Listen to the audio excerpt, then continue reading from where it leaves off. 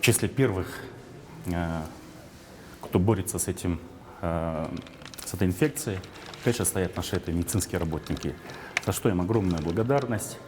Ну и в числе тех, которые сейчас остаются, пока, может быть, роль однозначно она становится очень объективной и актуальной, это прежде всего это работники средств массовой информации, в том числе вот наши сотрудники КТРК осуществляют очень ежедневно, ежесуточно большой объем работу проделывают, обеспечивая должной информацией нашу страну, наше общество.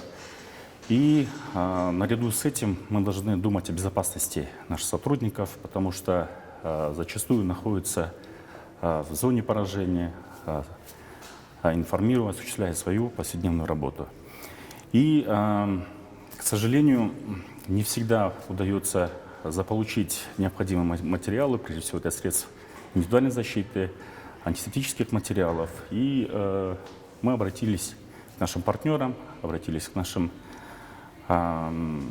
друзьям, которых способны обеспечить всем необходимым материалом. И в числе первых оказалась компания IU Holding, за что мы выражаем огромную благодарность. Они в числе первых оказали нам помощь в виде антисептических материалов и в том числе оказывают гумпомощь, прежде всего для сотрудников, которые имеют очень маленькую зарплату. Мы думаем, что именно вот эта мотивирующая роль, она как раз станет тем звеном, от которых мы можем отталкиваться и дальше продвигать, информировать наше общество, наши ценности. И мы очень надеемся, что благодаря единству, благодаря тем пониманиям, которые сейчас осуществляется ряд мер, во исполнении которых направлены все силы и средства, и мы совместно с большими усилиями, совместными усилиями преодолеем вместе по распространению этой инфекции.